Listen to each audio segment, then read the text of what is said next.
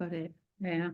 Oh, it's lovely. Thank you so much. It's really lovely to be here. And I was just saying to Deb and Beck, I have no idea what I'm going to be talking about this morning, but just for, a little bit of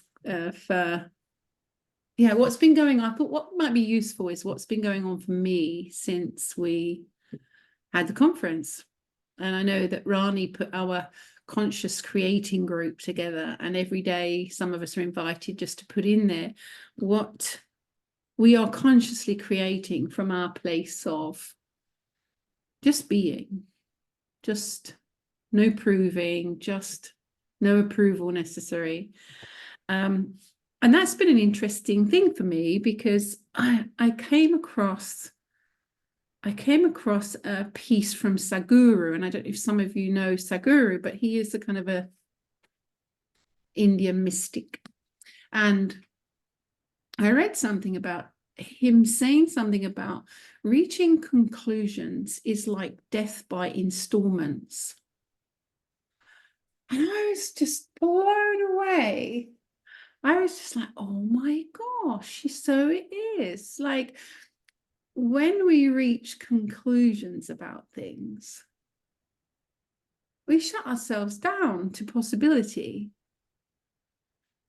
And I love that when he said death by installment, I'm like, whoa, every time I judge something, I'm potentially closing the lid of pure potential and possibility.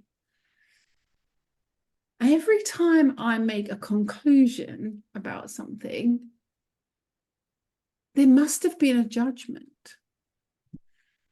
And if there's judgment, generally there's blame for something or someone about the way I feel. And I'm just completely aware of how often this is happening to me, this reach a conclusion. And I'll share with you, my friend was around yesterday, and I haven't seen my friend for a while. We've been friends about 30 something years, and she's really changed her whole life. She's now living in a van. She's now setting up a new retreat in the north. And she came down and she's she's completely transformed, my friend. And we got on to the subject of dating.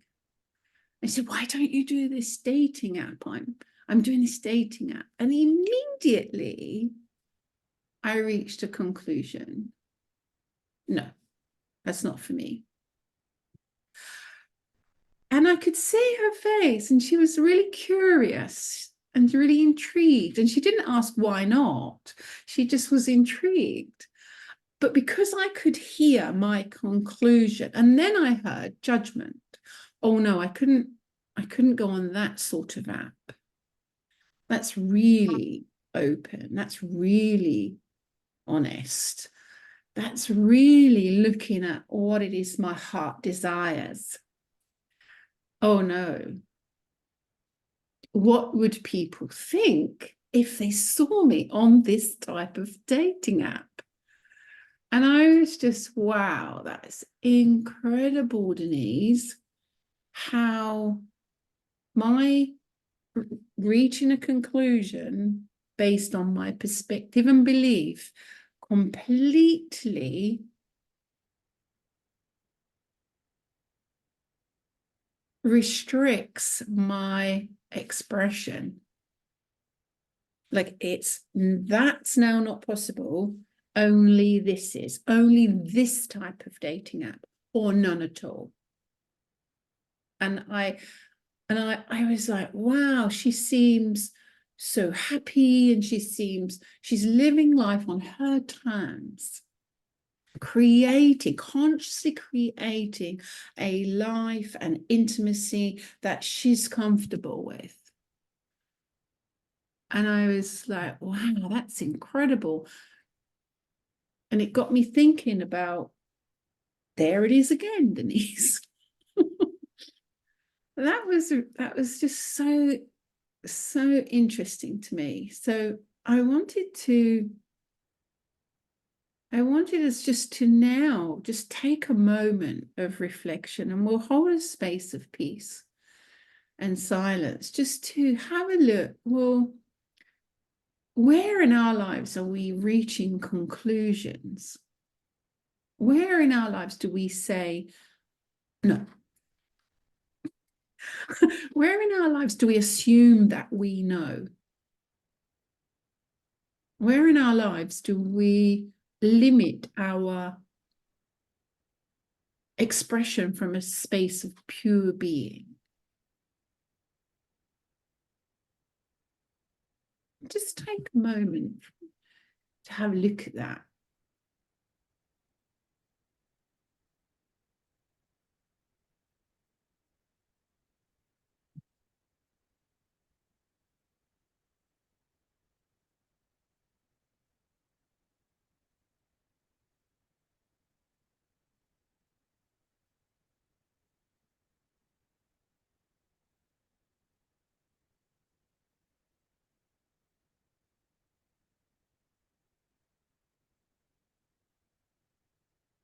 So when I came back from the conference, I really felt as if I was in a beautiful space, much like people on the call. And I thought, oh yeah, just feel in a really peaceful place. And I had no idea of the background stuff. I had no idea of the fact that if presented with that conversation or that request from my friend, that I would have that immediate response of, no, it's not for me. And I thought, oh, that's interesting. So I don't know what I don't know.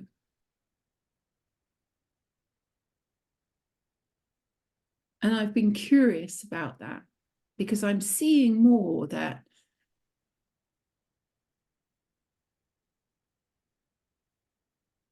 when I'm open to creating from a place of being, I can feel that anything's possible. And it seems to be in contrast to my old beliefs, my old perspectives, my old opinions, my old assumptions.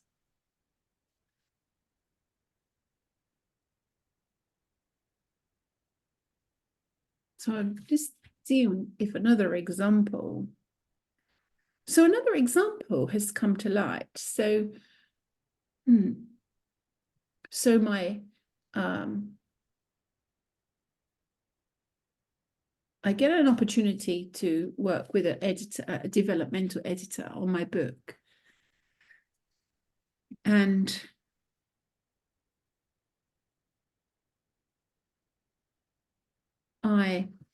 it's a healthy investment that I have to manifest. And seeing as I've been at the conference, I thought, well, that's okay. From a place of being, I can create that. I can consciously create that. I can come from a place of, yes, I will be able to find this investment within the time frame.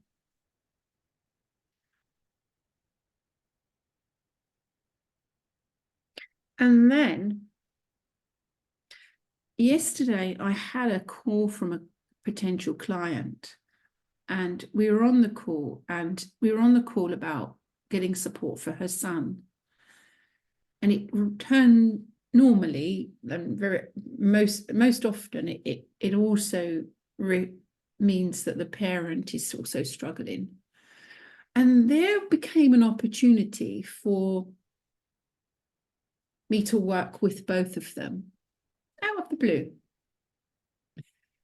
And so on one hand, I've got this whole intention, of course I can find, of course I can manifest. And then I had this opportunity to put a proposal. I'm putting the proposal together this morning. And there it was. the conclusion, I can only charge this much. And I'm like, hang on a second, there's this weighing scale. And it looks to me, and I had this, well, Denise, you really offer value in whatever in your programs, and you always over deliver, and you clearly are undercharging. What's that about? And I just sat with it this morning, and I was like, what's that about? And then I'm like, well, maybe I can put my prices up a little bit, right? And then I can put my fees up a little bit. Well, I would feel comfortable with just that raise. And yet I am on the other hand expecting to manifest. And then when it comes, I'm like, I'll take it from here, God, if you don't mind. Crazy, crazy.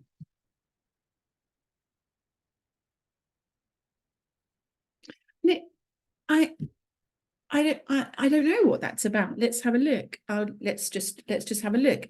It can be about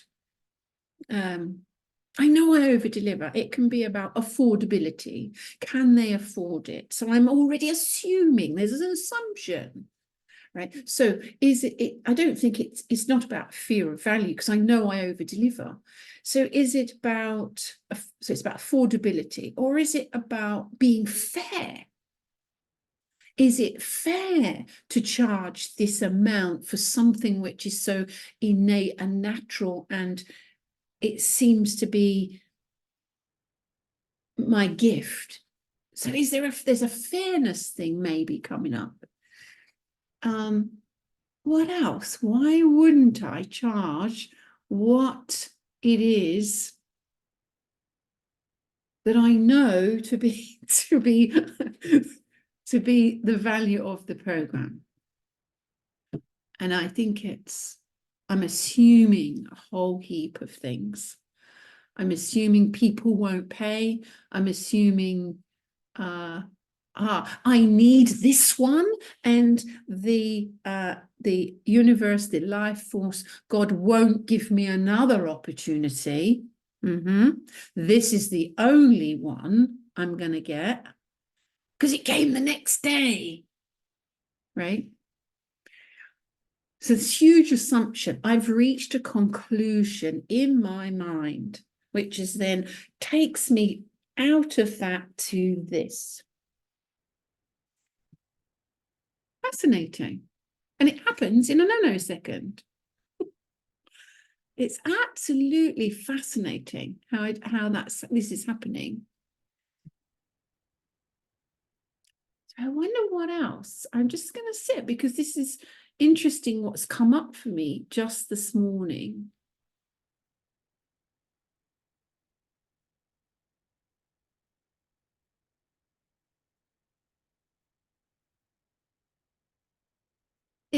In terms of value, it can also be,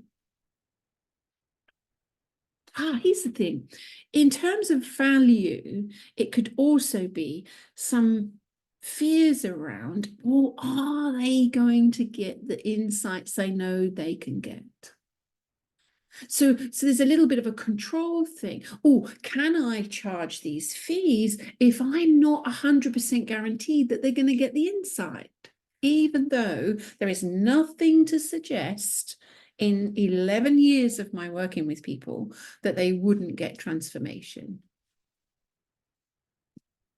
Another conclusion. Oh, another judgment, I would say. What if they don't get what it is I think they can get, or what it is I want them to get? And remembering what I said in my talk, knowing that it's not in our domain. It's not in our domain when people get insights. We do our best to hold a space of love, peace, connection, neutrality in order that they do. So that's an interesting one, isn't it? That's just come up. I can't charge because I'm not sure. So I'm trying to control the divine here. I'm trying to control the universal energy of all life. And I'm trying to say, I need a bit of predictability, if you don't mind. I need that to come through that person. Within these 3 months, we're going to work together. Thank you very much. You know, and somehow that this is the interesting bit. Somehow, oh, if I charge this much, I'm fine with that. I'm super comfortable. I'm confident they're going to get their insights. Whereas if I need to charge and want to charge this much, it's the same insight. It's a bit like the chair with Kim. It's the same chair. It's a bit like the shop doesn't care. How funny is this? What we've got on it. I want to just keep going because it's almost like here's a coaching conversation with myself. And this is what I love we can do, because we can be, because we're so aware now of what we've got going on and how we're using our minds, that we can kind of wake up to ourselves, wake up to our limiting beliefs and our assumptions and our conclusions.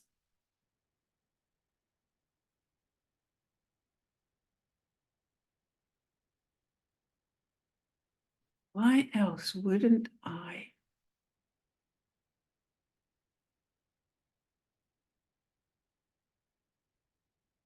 Is it the right thing to do?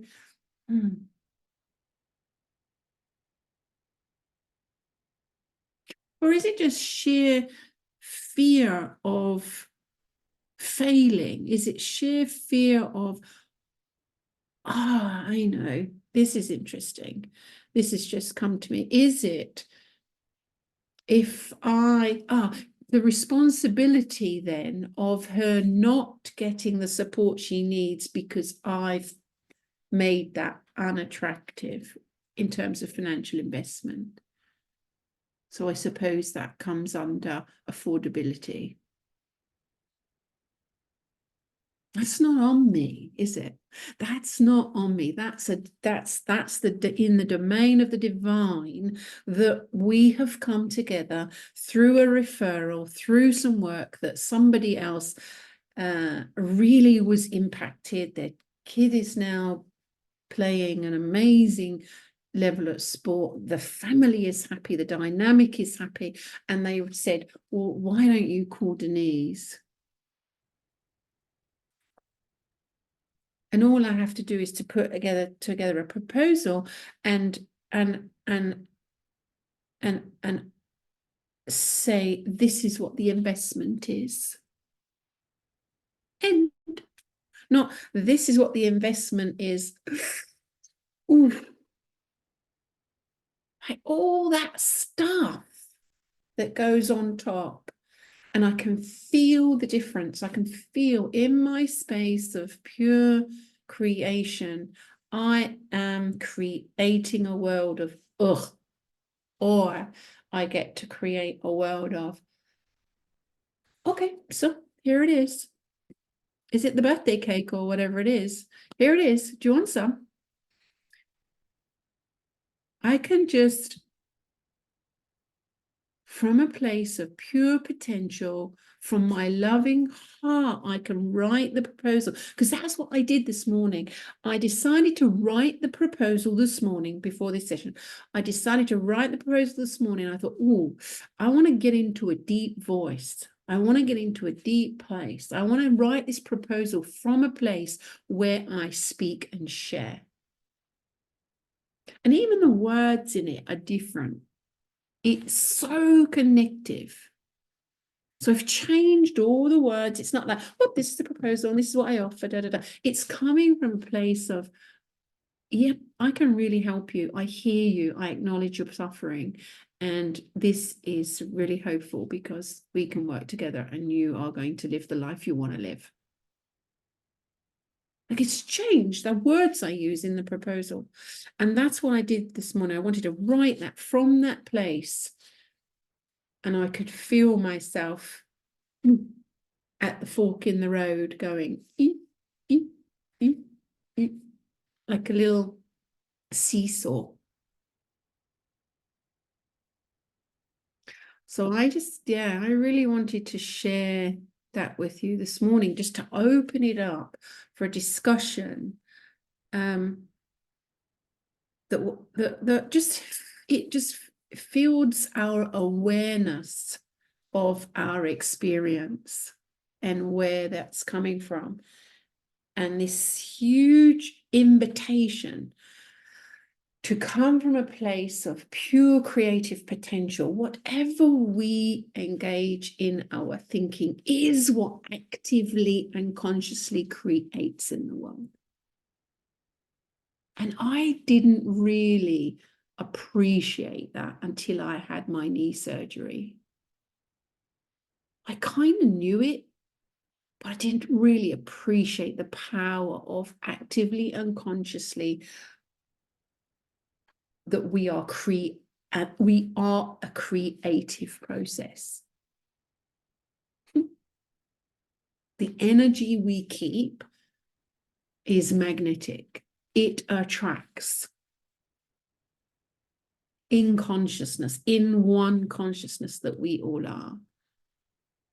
And it makes total sense to me scientifically, even though I'm not into quantum physics, but it makes total sense to me that that's how it works.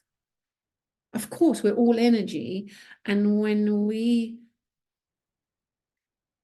exude and come from a place of love and compassion, our innate qualities, we are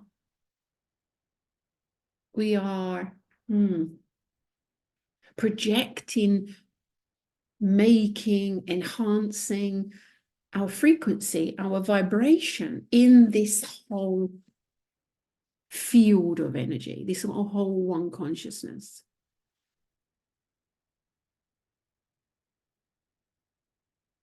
And in my humanity, I get to play with the illusion. I get to play with it because I get to be individual in my own thinking that I'm separate from that, and that I'm not a creative process, an incredible piece of spiritual engineering that allows things to come into form. I can be small and separate, or I can be that. And I get to dance between these two illusory dimensions, realms. And it's fun. It's fun. I get caught up, completely caught up. And sometimes the conclusions, the judgments, the blame are on my eyeballs. I don't see it. I don't see I'm doing that. I didn't see. I'm like, oh, I don't know. Can I charge that? No, I don't know. Let me see. Maybe I'll give him a discount off of that because it's a referral. I'm making up to get the price down. What, Denise, are you doing?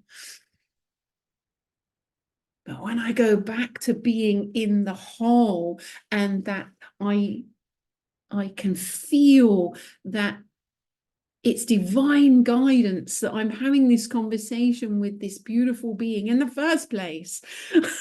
So Denise, don't go all small. Be absorb and relish and embrace that, and allow the investment, whatever the figure's got to be, to come from that place. Don't let it come from my limitation, my restrictive, my hiding self. I'm hiding when I'm not embracing my full creative potential. I'm fearful of getting it right and all those things we talked about just a while ago. So to conclude, I'm just loving the dance. Sometimes my experience is on my eyeballs, and sometimes I get behind the curtain in the play. And I get to look out. I get to look out behind my eyeballs and see myself in my experience. Then I get to laugh. And or oh my word, or okay, look at me being all that. Look at me being all of that. That's so funny. And then as soon as you realize it, it's like game up, isn't it? It's like game up. Go. Back to balance. Back to the oneness. Back to the neutrality, the union, the unity, the cohesion. Back to doing what makes sense. Common sense. Common sense. The sense which is common to all of us.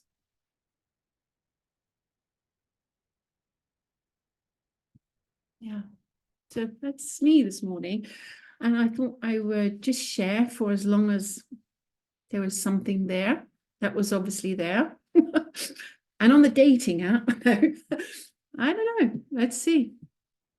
Hey, it's opened my mind. Maybe I can do that. Who knows? But it's really lovely that I can play with it and be open rather than shut down. So I'm wondering if we have any questions. We thought that this would be a really nice time for questions. So you can either put your little hand up on the reactions, or you can put your physical hand up. So Anne Buckingham, unmute yourself perfectly. What? Well, I don't know yet how to do the hand. I must ask my daughter, so I'll have to put my hand up. That's fine. Good old-fashioned in the class. Being an ex-teacher, it comes naturally anyway. So I find this fascinating because it also links to taking things personally, which in this understanding, we're taught, aren't we, not to anticipate what other people will say, but love yourself and then do what feels right. And so there's so much in what you said about the charging, and I've seen Deb and Beck smiling a lot. I've never seen them smile as much on a Zoom call, Denise. But you see, the thing as a consumer, you have talked about you are assuming what the consumer can afford, which is a judgment. And you see, I have the opposite to charging too much with this conference. And I've said to my friends, in fact, I talked to Daniel, I think, at the conference about charging rates. You know, and there's lots of people around outside North Devon that can afford to pay the going rate, like Daniel and I, you know, and we were talking about rates. Well, I think that I recall that conversation. But you see, I've just signed up for a 3-day conference in 2024 for £210, including a hot lunch. And I said to my friends, I think there's some bloody mistake here. That's £70 a day, which is the charge of an hour's session. If it's a cheap section, £70 a day. And what we're getting is a whole immersion of a whole, not 1 day, 2 days, but 3 days, and a lasagna and chips, and a curry. And, you know, and I thought, is this a joke? So you see what you've said, can they afford it? Sometimes it has the opposite effect. And like Daniel and I would say, if they don't rate themselves more than that, is it worth it? You know, what are they? Are they some sort of pretend thing? Yeah. So it can, but it's quite Yeah. when we make assumptions about other people and what other people can afford. And I always remember when I used to go to the Tony Robbins, he always used to say, people can always afford what their passion is. You can always tell what motivates people by looking at what they spend time on. So my passion is spiritual development. So I would pay £1,000 if I went on a course that I thought I was going to learn more about my passion. So I just think it's interesting. Beautiful. Thank you, Anne. That's lovely. Thank you so much. I really hear you. Daniel, have you got a question? Do you want to unmute yourself? Yes, I will. I don't have a question, but I just want to add something, just put something in the mix in case it's of interest to you, Denise. As one person we spoke to in connection with one of our kids as a 3P coach specializing in teenagers, his pricing model is to leave it up to the customer. Yeah. So I've seen that before, actually, and that is to pay what you feel is of good value. And it is, yeah, it's a business model which I've been very curious about. Yeah. What I thought was interesting about it is because it avoids any premature conclusion as to that person's affordability, what they regard as affordable. Yeah, thank you, Daniel. And I will reflect on that, actually. And just on that, the other thing that I feel in my conversations with clients, which I haven't really nailed yet, which is an interesting one, is to just ask them what their budget is. I haven't actually nailed that. And I know that all of the big, marketing, etc., business people, and I've done lots of courses with lots of people. And it's like, well, just ask them, what's your budget? I hear you, I can help you. What's your budget? But there is something there which I need to see more about. And I'm probably going to need to step up and have a little bit more, feel the fear and do it anyway. And see what happens. And I might even do that yet with this person. To say, yeah, I can help you. What's your budget for both of you to do this? That might be a fun exercise. I'll let you know how it goes. But thank you. I really hear you. Anybody else got any questions?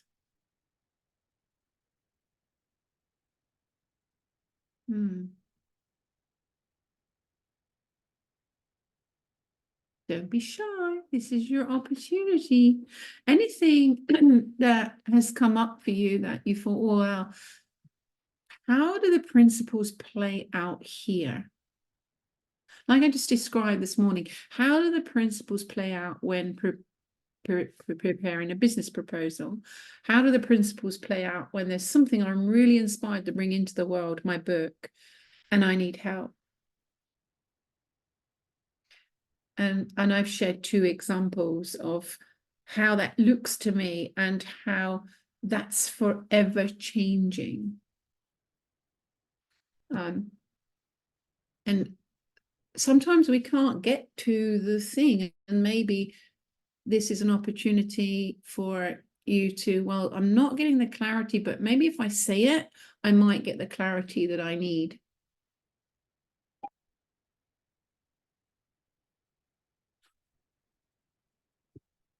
Anyone? Oh, Julie, lovely. How are you? Hi, I'm good, thanks. How are you? Yeah, nice to see you. You too. I was just tapping away in the background there on something not dissimilar to what you're talking about there with regards to writing a book and creating funnels and all that kind of businessy stuff. And what I kind of would love to see a bit more around is this sort of like the balance thing that you're talking about around investment, whether it's business or anything else for that matter. It doesn't really matter. But and when you've got a sort of underlying knowing and you're like, yeah, this really feels good, this really feels right, I really want to do this. But you know, the money is not there, the money is not in place, and it's like, okay, how do I somehow balance that in order to move forward in whatever way I'm going to end up, you know, moving forward with it. Yeah, because I'm like, I've kind of gone from being here and then being in my head and asking, you know, lots of questions, doing research into this thing that I'm looking to invest in. And it's, I can almost see it going from my heart to my head. But then I'm like, well, yeah, but you live in this world, Julie, you live in the real world, and, you know, you need to, you know, pay the bills and all that stuff, you know, like normal things. Yet there is a longing to step into something else. But you're like, I don't know. Yeah, I'm there, basically. I'm on the diving board, for want of a better way of putting it. So yeah, anything around that would be helpful. That's lovely. It's so interesting because I've heard many speakers talk about this. I'm like, oh, what did they say? No, what are you saying? What are you? And they sounded so impressive. I don't want to know what they said. I want to know what you're going to say. It's so funny, isn't it? So I heard something in what you're saying, and this is what occurred to me, and this is what I'm getting really kind of good at, or at least I'm loving it, is I hear something and then I just trust it. And what I heard in that is, because there is, of course, a physical, practical world that we live in, all right? And, you know, we don't want to make decisions which has us and our family, you know, struggling and, you know, defaulting on our mortgages and being irresponsible. But here's the difference for me, is there's a feeling to wisdom. There's a feeling to wisdom that allows us to have a knowing. Like, it's almost like decision making is a complete misnomer. It's like, I'll know when I know, and until that time I just don't know. And then I instinctively then go, if I set the intention to show up from a place of, I would really love, and again, here's the other thing, Julie, is I now consciously ask the intelligence, God, I say, okay, I'm unclear here, can you help me? And there's something I really want to do, but I can't see my way to the practicalities of it yet. Can you guide me? And there's a feeling to that. There's a feeling to jumping in irresponsibly, and a feeling to, no, it's going to be fine. And for me, I said to my editor, can I just, you know, take a day or two to reflect on the proposal? Because I can go for a much smaller help package, or I can go for this more 6-month substantial package. In my mind, there was no doubt ever which one I was going to do. Yeah, I don't have the money for it. I've got to, you know, I've got to manifest it or move things and make that happen. But there was no point where I wasn't going to do it. And there have been other things that I've really wanted to do, but I absolutely know that I'm not going to be doing that at this point, because there's a feeling to, you know, that the time's not right, or that'll manifest in its own time.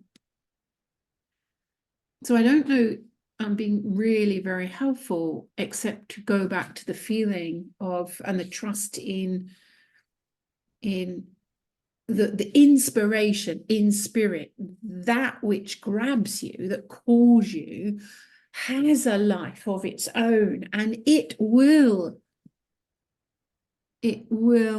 create opportunities in order for you to manifest, if that needs to come to life. That's my feeling and my sense of it. Yeah. It's No, like that is helpful. going back to the whole, really. It's almost like taking the inspiration and then divorcing yourself from it and go, okay, thank you. I will be the vessel for this inspiration, for this something to come from formless to form. I am in service to humanity. I'm open, dear God, for this to come through me.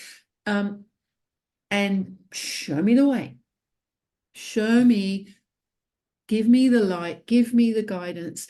Let me hear the whispers of what it is I need to pay attention to in order to be able to bring this, in order for this to come through me. So it's almost like depersonalizing the inspiration. It's like, oh, okay, it's not my inspiration. It's go bigger, go higher, be a giraffe, look higher around the overall perspective. Not just in the, oh, I really want to do this. Oh, you know, I'd really love to do this. Oh, yeah, but what about this is coming through me? How amazing is that? And allow that to do the heavy lifting. Nice. I like it. I think I need to be more giraffe right now. And I'll let you know how I get on. Yeah. Thank Pick the you. leaves up there. Yeah. Rather than looking down here, because they're much sweeter. Mhm. Thank you. You're welcome. Anyone else want to just have a little share? And don't be shy, like if you're having something you want to get some clarity around or add to the conversation, then by all means we have 15 minutes. And then it might give us a little sounding, a little like platform to go on to a new topic.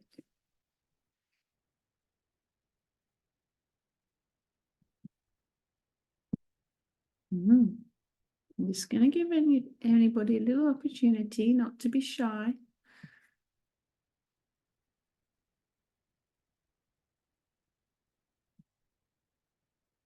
Oh, lovely. Gillian, how are you?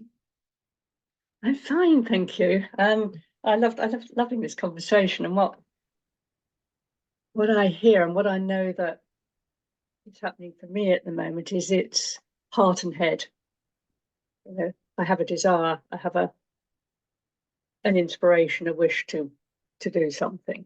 And my head goes, you're too old, it's going to be complicated, and it fuzzes the lovely feeling that came originally. Yeah, this is the next step. And I'm really, I think at the moment, having that two-sided conversation with myself about a very practical matter. And I sort of I can see it, but I can't see it. You know, that it's what do inspiration is going, what are you scared of? What are you doing? Why are you having this? And the other half of me is going, yeah, but it could all end in disaster. It could be such a big mistake. And of course, I you know, you get stuck. I get stuck. I just go, I really can't be bothered with this. Whose idea was it in the first place? And I see it happening, but I'm in it. Yeah. And I'm not seeing it clearly at the moment, Denise. I really am not seeing it clearly at the moment. I love that. Thank you for sharing that. And you know, two things come to mind. One is that's okay. It's okay not to see it clearly. and you will when you will, right? I think when we get afraid that we're not seeing it clearly, and we give meaning to, I'm not seeing it clearly, this must mean I'm da da da da da da da da, that's when we get into trouble. I think the feeling itself of, I don't have clarity around this, I'm like a yo-yo, right? Me too. That's okay. I just don't have the clarity that I need, and that's okay. I don't want to give it any meaning. And the second thing that came up was around it's there. Hold on a second. Was, oh, back yourself. Like that came up early in your, what you were saying is sometimes the fear for me is around not backing myself and thinking small. And in that not backing myself, I forget that I am part of the whole. Right. And so very much what I was saying to Julie is fear generally for me is around my individuality and my ideas of who I think I am and what I'm capable of, or what it is I should be having or not having in my life.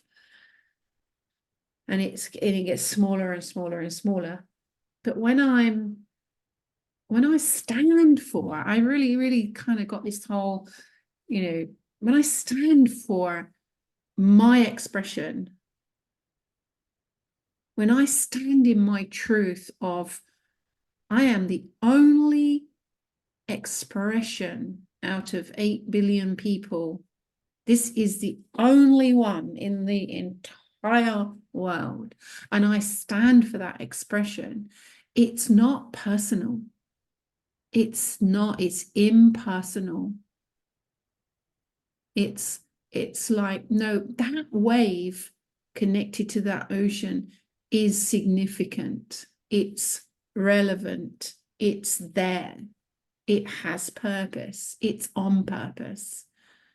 And when I act in a way that wave doesn't matter, then I become fearful and I become stuck because I'm not connected in my mind to this incredible creative power that we all are.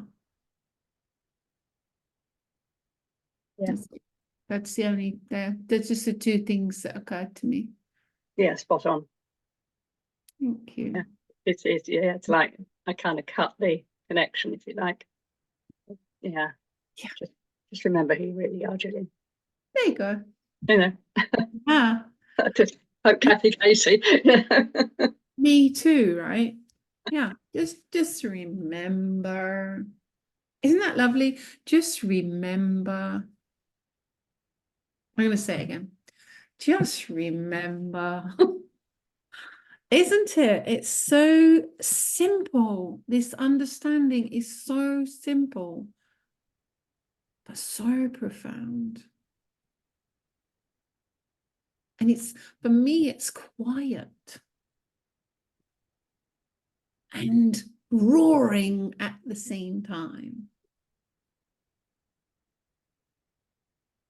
Roaring with excitement and possibility, and quiet in its incredible potential to manifest. Like it's already done. Thank you. Ooh, Jane. I was just thinking curiously about the question about pricing and how you view it. And I used to have a guest house years ago, and pricing. I was in a particular marketplace which was contractor based, so I kind of registered as 3-star, but they got 4-star treatment because I was figured, a bit like you said earlier, you know, I over delivered, so people were surprised rather than disappointed. And each year I'd put a price increase, as you do, and I had to look around what everyone else is doing, but I never really took too much attention about what others were doing because I like to do my own thing. And this one particular year, I don't know how I did it, but I put 2 price increases up in the year, 3 months apart. When I realized I'd done that, my initial reaction was, oh no, I can't do that. I've got to take that one off. There's something in me that just landed and went, no, just see what happens. Just leave it. I hadn't done it intentionally. I don't, still even to this day, I don't know how I'd done it, but I had. So I watched it. So as time went on, more bookings started dropping in.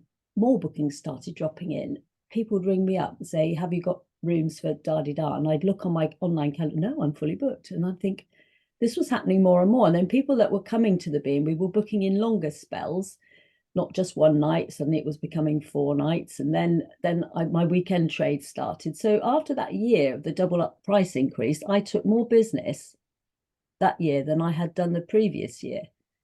So I kind of sat there and thinking, well, you know, being afraid of price for what you feel is your own personal worth and the service you give, it's not about the price, is it? It's about what you're delivering and how people value your service. And then you become a commodity that people actually want to be part of.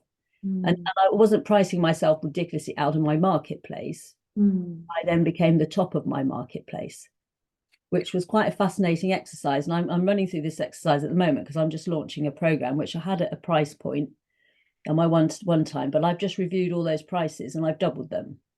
And so I'm just going to see, because I'm relaunching a new website and I've moved my program onto a professional platform now. So I want to see what that starts generating, but I'm not frightened of the pricing I've put in.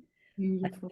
I've checked the marketplace, I've got an idea, I know what I pay, and again, I think that's a very valuable thing. I know what I value, and so I'm just going to see where that goes. But I'm going to use this exercise of the guest house of not being frightened of the price.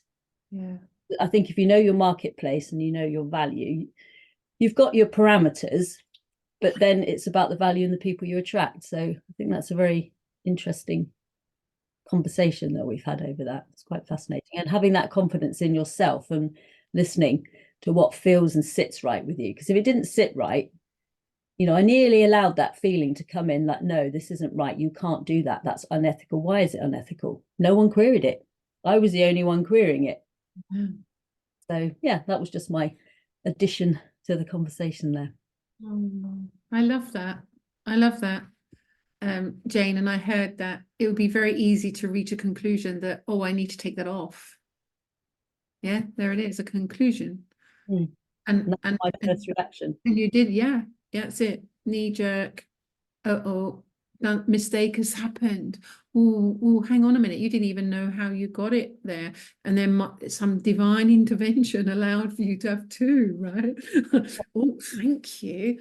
But I love your point. Sorry, go on. I was just going to say, it just dropped in. It was like someone was going, right, you know, your value is too low here. If you want to create what you want to create, this is where your price market is. Isn't it interesting? It is interesting. And I love the point about you have to be comfortable in, and I don't want this to sound like a conclusion, but certainly for me, when I am comfortable with my price points, once I put it out and we've sorted out the payments and things all done, we get on with the coaching business, and I don't think about price after that point. Now, if I'm not comfortable with that, then that's going to be running the background in my coaching conversations. Are they getting it? When are they getting it? And are they getting value? And I cannot be impactful if I'm coming from that space. So I know that I want to pitch things where I am able to show up from a place of neutrality with nothing on my mind. And that just makes sense to me. That's just for me. So I love what you're saying. You gotta kind of feel comfortable about it. Otherwise it will niggle away, and then it's gonna be on your mind, and then that's gonna fit in coaching, that will get in the way of you being impactful. So basically it's a bit of a no point. Yeah, you're blocking yourself then, aren't you? You're not free to deliver because you're Yeah. you're just sitting down your belief system, really, because if you think you're overpriced, then you're not feeling worthy in what you're producing. No. Yeah, that's my thoughts. Thank you. Thanks for sharing. Lovely. Wow, we just have a minute. So I just want to say thank you so much for everybody to being on the call. I hope it's been helpful. I know we have a couple more calls. I think there's 3 in its entirety. So I will make sure that I enjoy and sit back on the other ones. And yeah, if you want to reach out to me for anything, then my email is, well, you've had that, you know, all of those things, info@deniseholland.org. And yeah, just leaves me to say, have a lovely Wednesday. And I look forward to seeing you all again soon. Well done and thank you. Thank you, Denise. Thank you, Denise. Thank you. Thank you. Thank you. Thank you, everybody. Tuesday, the 2nd of April. See you then. Always, oh, well done, well done. I would like to come up with the next that was your cue, but Aspect, if anyone wants to know, aspect, remember? Aspect. 2nd of April is the next one. Right. Cool. Thank you. Bye. Bye. Mm. Nice to hear you, Denise. Oh, Lovely. Thank you. thanks, Pernell. Thanks for coming Thank on. you. Thank Yeah. you. Bye. See you soon. Yes, see you.